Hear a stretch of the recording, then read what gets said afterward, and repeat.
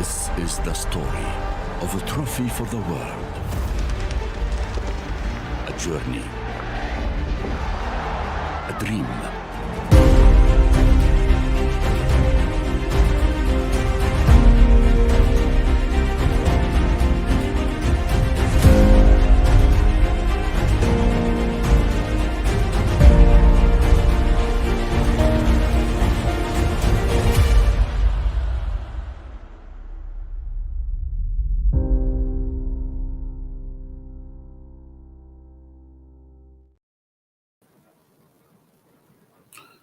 So, the Atlas Lions of Morocco did millions of Africans, Arabs, and a lot of football fans who always, root for the underdog when it comes to competitions like this against all odds. Who would have ever thought that Morocco will be the only African team to make it to the last eight? Congratulations to the Atlas Lions of Morocco. And with that, I welcome you to today's episode of Sports Orbit. My name is Afa Acho. Salufu Usman is here with me, and today generally we'll look at the complete review of round of 16 match and other sporting stories. Salufu, welcome to Sports Orbit. Thank you, Afa. It's always my pleasure.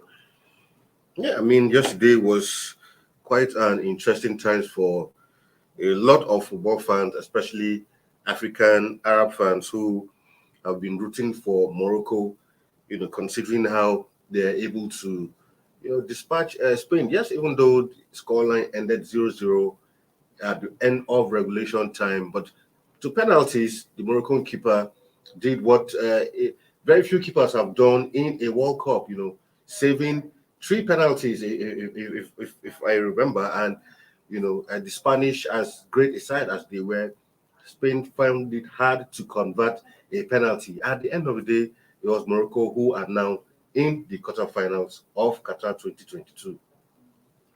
Yeah, Afa, thank you. Thank you, listener. Like yesterday, exactly, exactly this time again, when we went to look at the match, when the match was on, and looking at the statistic, I remember saying yesterday at the studio that yes, as it is, come from the start, the Spanish were everywhere on the pitch, asking all the questions. And if you're looking at the statistics, they were playing against Morocco with 85% to 15%. Having a possession of 85%, dominating every angle of the field. But the only thing they find difficult to do was to break down the defense line of the Atlas Lions of Morocco. And consistently begin to see the percentage possession enjoyed by the Spanish begin to drop from 85, drop to 70, then from 70 to 65. Then from there, the Moroccan begin to come into the match gradually. Yes, the Spanish still retaining the dominance, but throughout for the first half, the Spanish could not even have any shot on the target except only one shot in the 25 minutes where they have a shot on the target.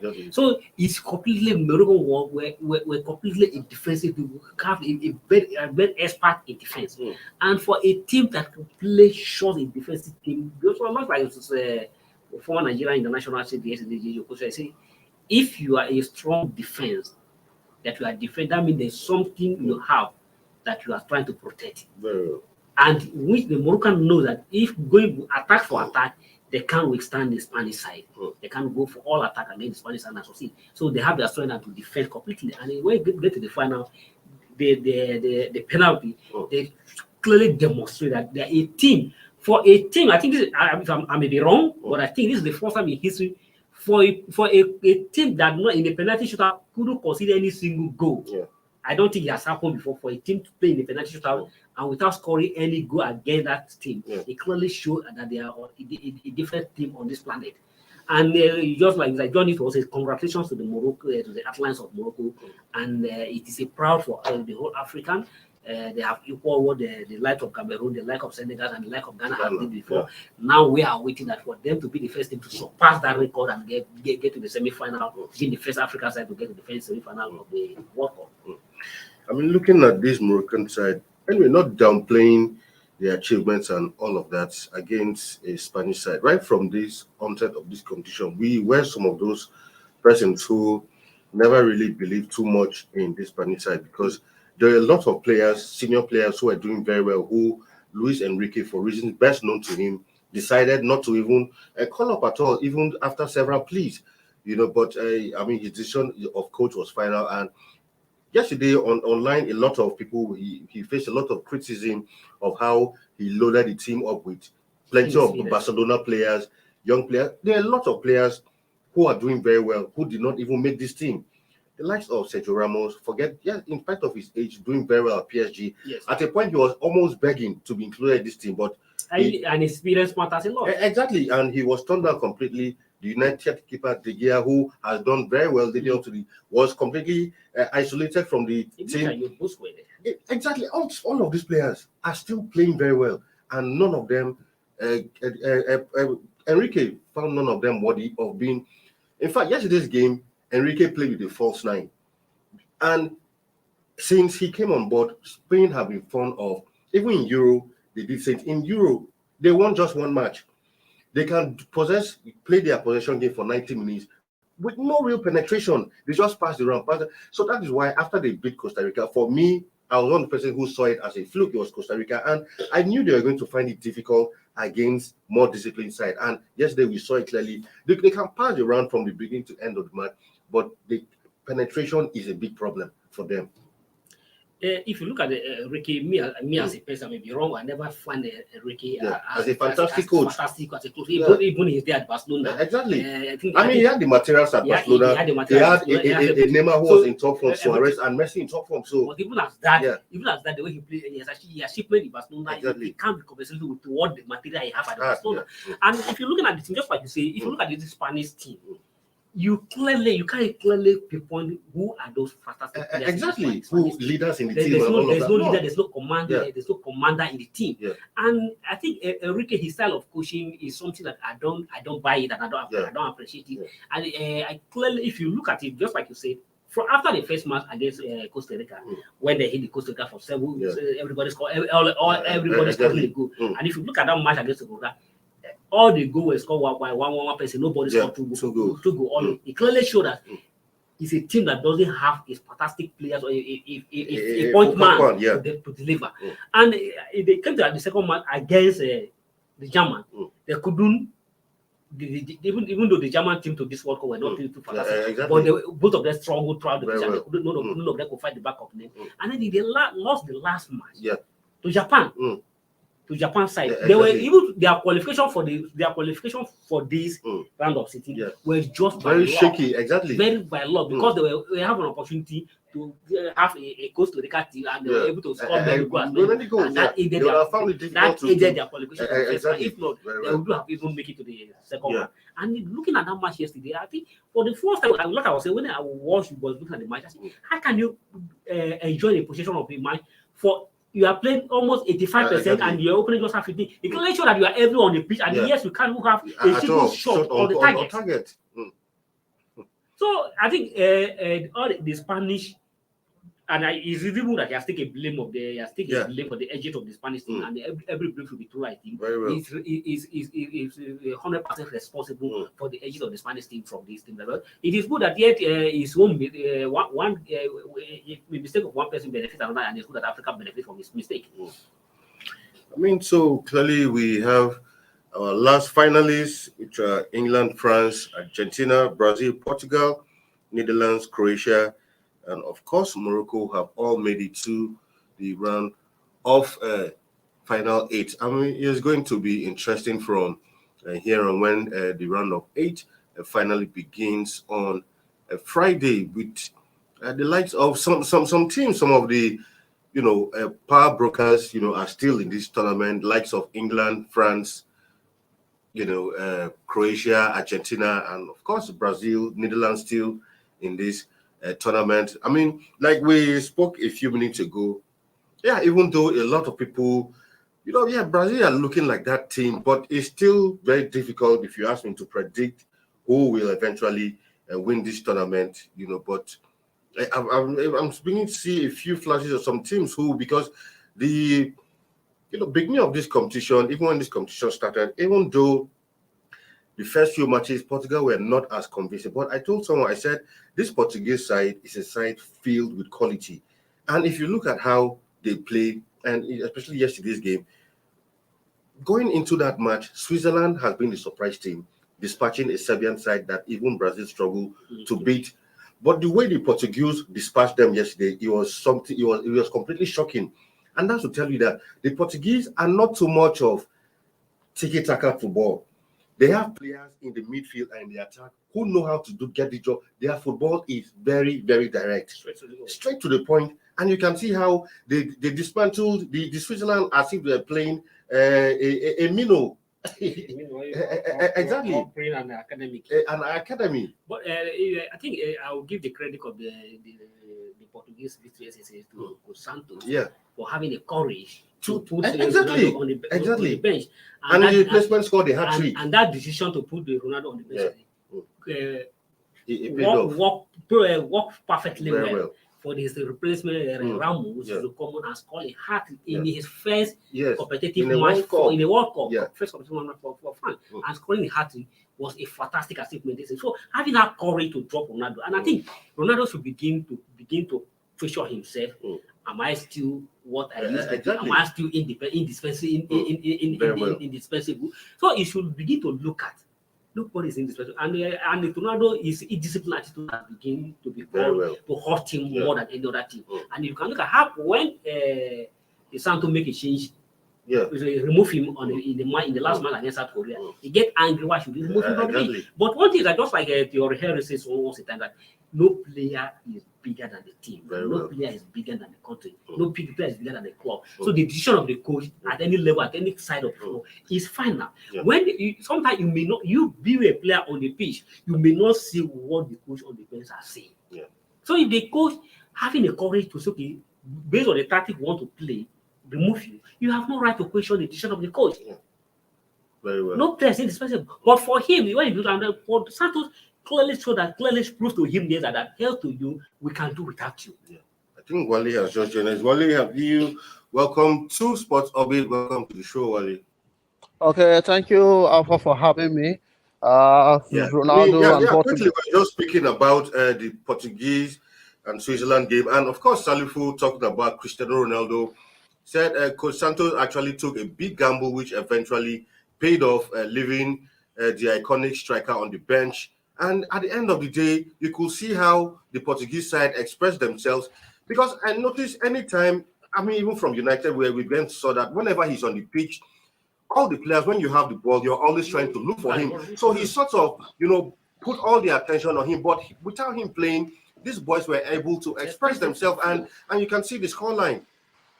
Yeah, I think the Portuguese team are beginning to live without Cristiano Ronaldo at this point in time. It's just so sad that at the tail end of Cristiano Ronaldo's career, footballing career, is a time that is exhibiting all these unprofessionalism level, which is not supposed to be so. He should be a role model to younger players who should actually get who draw so much inspiration from him.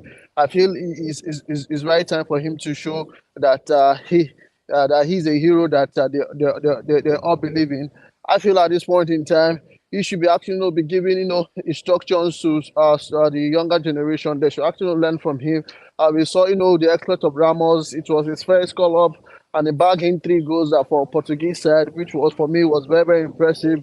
I feel Ronaldo at this point in time should take things easy. You can even see at the end of the match, that particular match between Switzerland, he didn't even actually join the team to celebrate and appreciate the fans for supporting them. He actually left.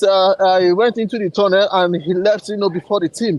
He's still showing that the kind of arrogance and level that he has displayed from where he was in Manchester United, and now he's taking that to the Portuguese national team. I feel this is not what we expect from Ronaldo, who has played in the highest peak of football, who we all regard as one of the best footballer on earth with Messi. So I feel they should actually check it very well. Young players would not want to take up this kind of attitude he has been actually showing for the last 1 year at this point in time. So I feel the Portuguese side was very, very impressive. They were direct to the ball.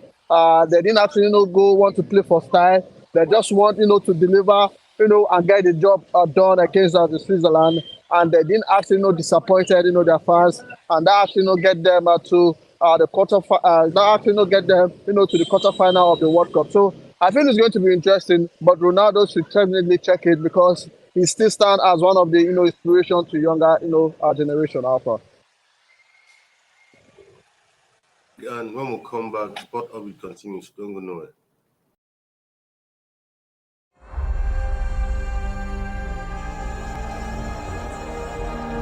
This is the story of a trophy for the world. A journey. A dream.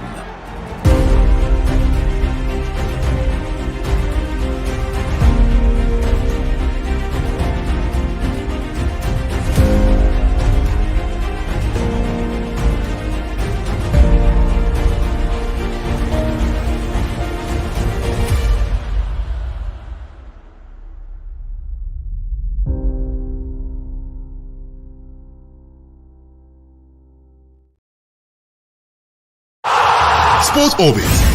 We make the world go round.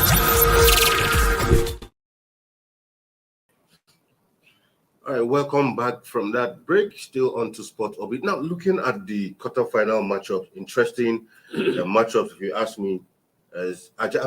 This is what the World Cup is all about. These are the kind of games you expect to see, especially in the latter stages of the World Cup. So, Argentina, Netherlands, England, France, Brazil, Croatia, Morocco just put themselves also in the mix. Morocco, Portugal, which other team is also in the mix in this one? Here we have Argentina, Netherlands, yeah, Brazil, Croatia, France, England, France, and then Portugal. Exactly. And if you look at this, all these eight, you look at Morocco as the least. Yeah.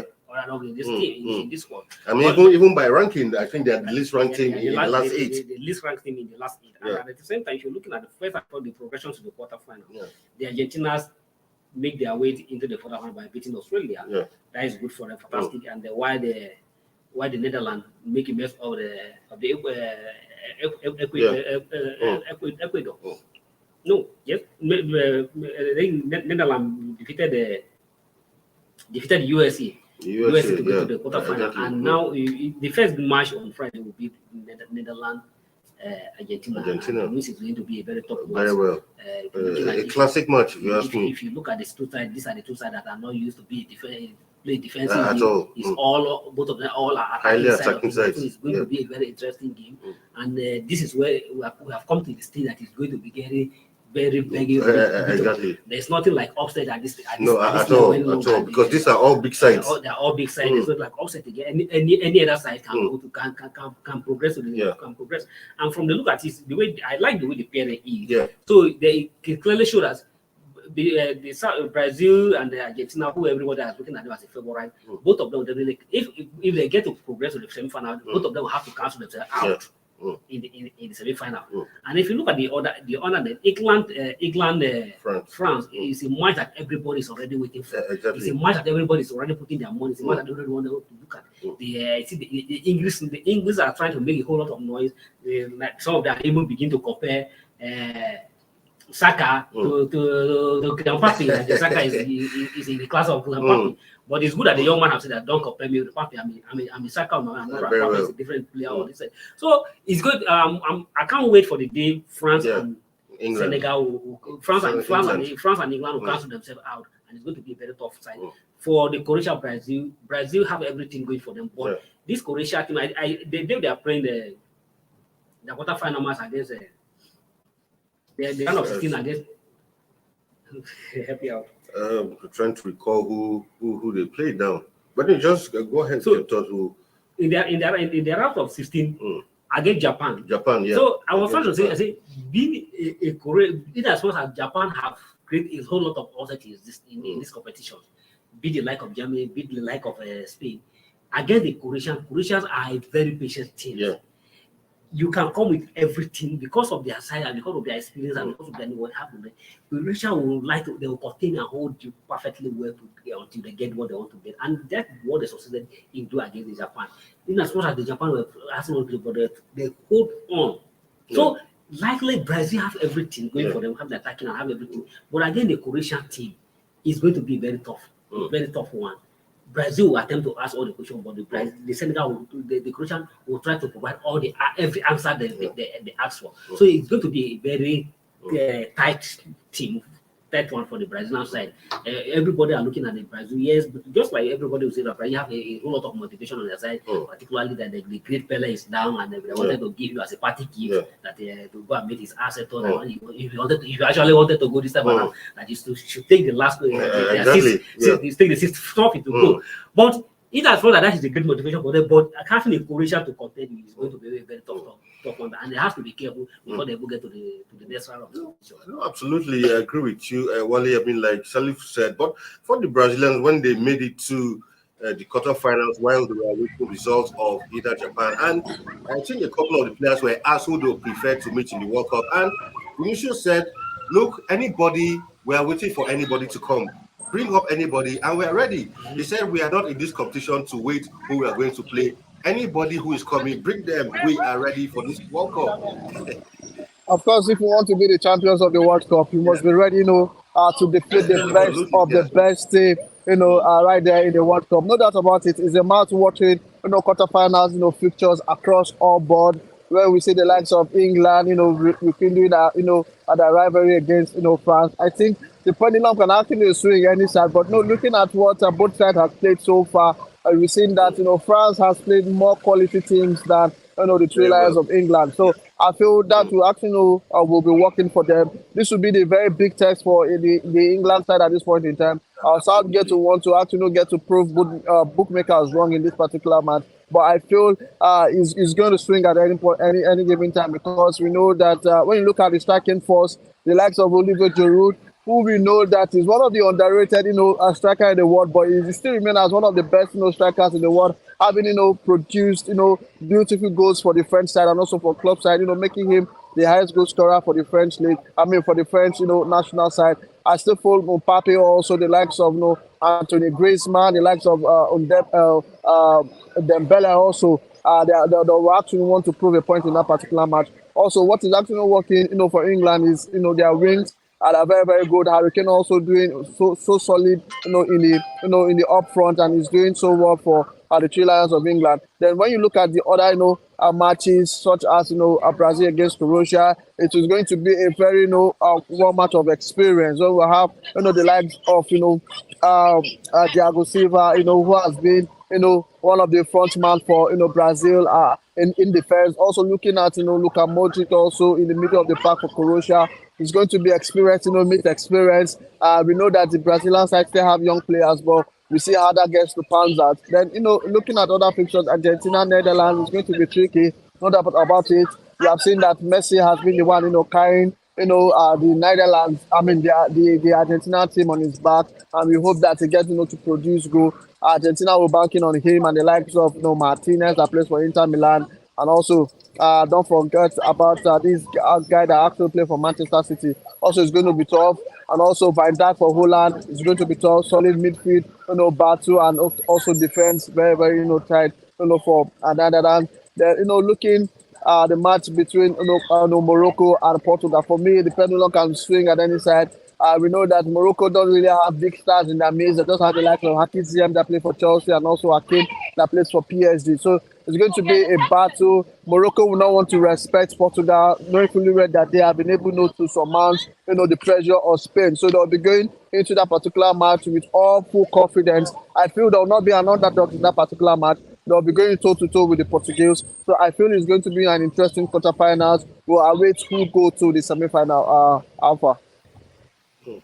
All right, yeah. Well, let's take a look at some other stories quickly before we leave. And of course, for German star Eden Hazard has finally called it quits for for when it comes to international football, especially after a very disappointing competition. I can't remember the last time Belgium, with this array of stars, had this kind of disappointing campaign in any competition, be it the Euros or. But for Hazard, the last few years haven't been the best.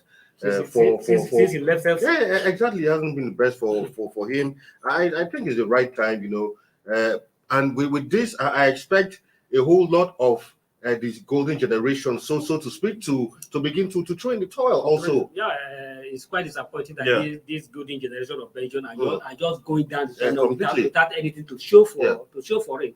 It's quite disappointing, and just like Hazard has taken the decision to put in the national team.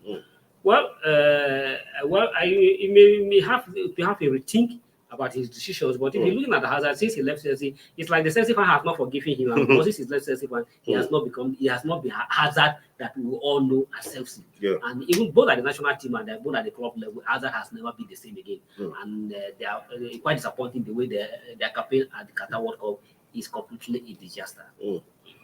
Yeah, I mean, to other story, of course, we spoke a bit about that, but the Portuguese coach, Wally, has said that, going forward, Ronaldo's role in the Portuguese side will be more defined. I think there's something he has seen in that team that, look, without this man, my boys should be able to express themselves better. And going forward, he said, look, he has to define a proper role for him. In other words, that's to say, look, you are here as a part of the squad, but you might not necessarily play a very key role in this team going forward. Wally.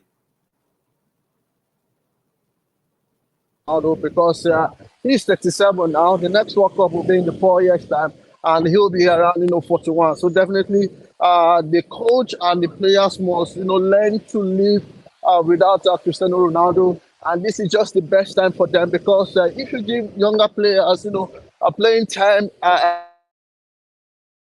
in this current World Cup, it will actually boost their confidence and also increase their value in the stock market, making them for big clubs to actually get to sign them. So I feel it is high time. Cristiano Ronaldo should just get to break out from the national team. He should not expect to play full 90 minutes.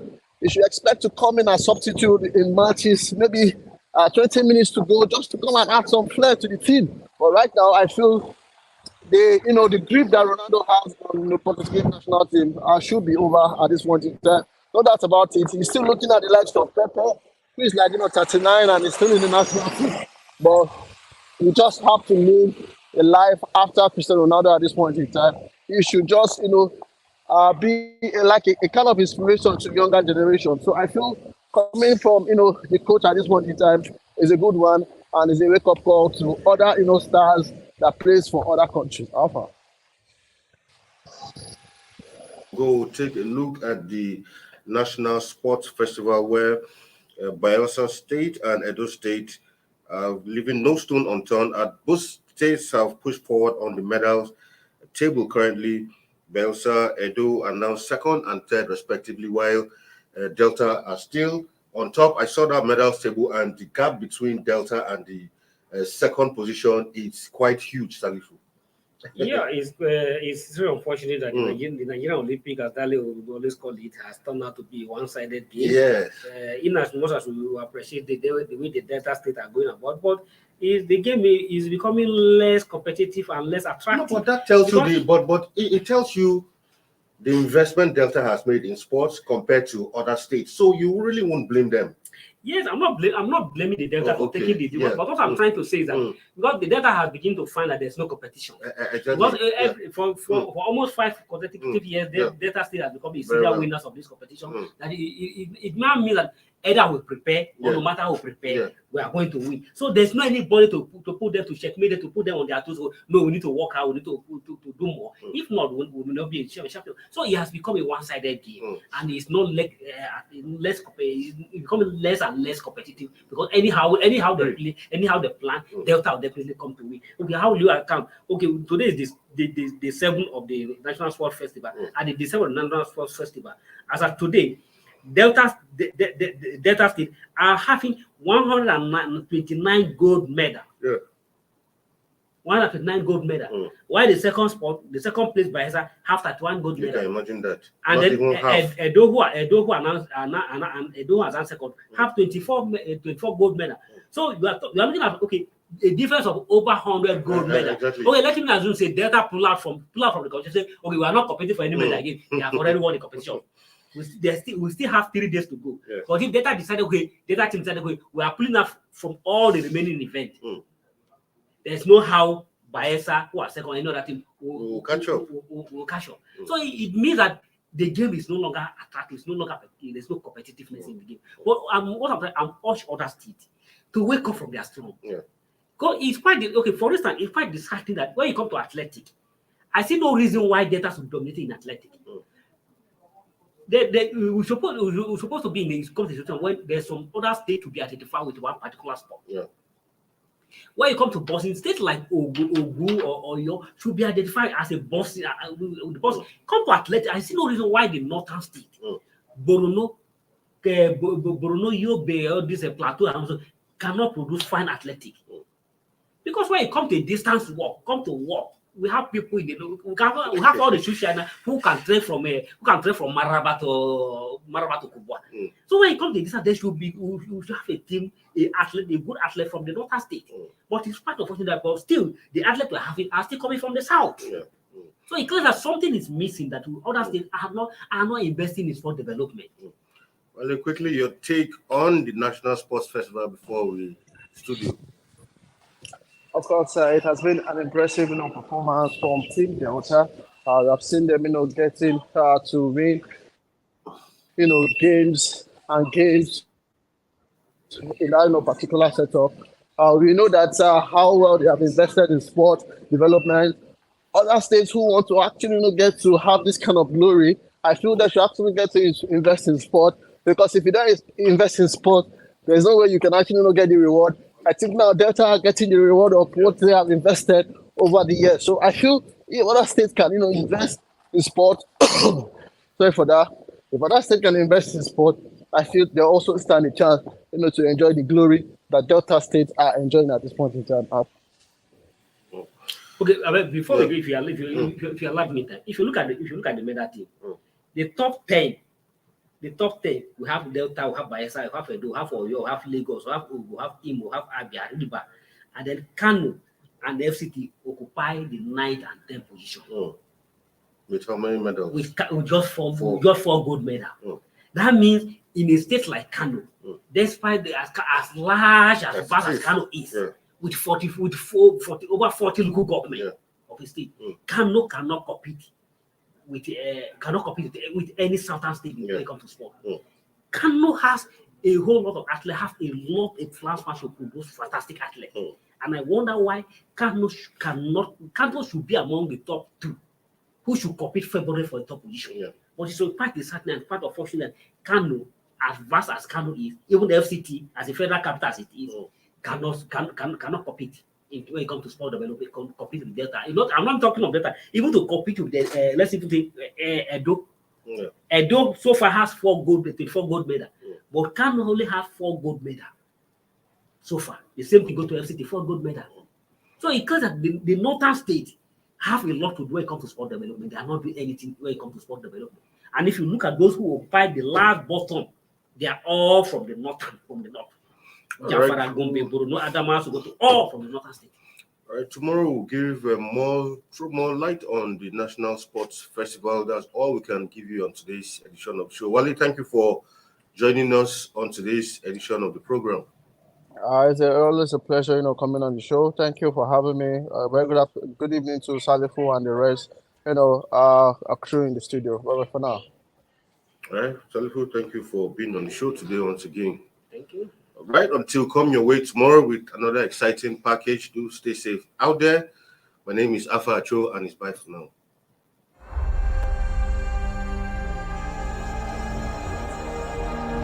This is the story of a trophy for the world. A journey. A dream.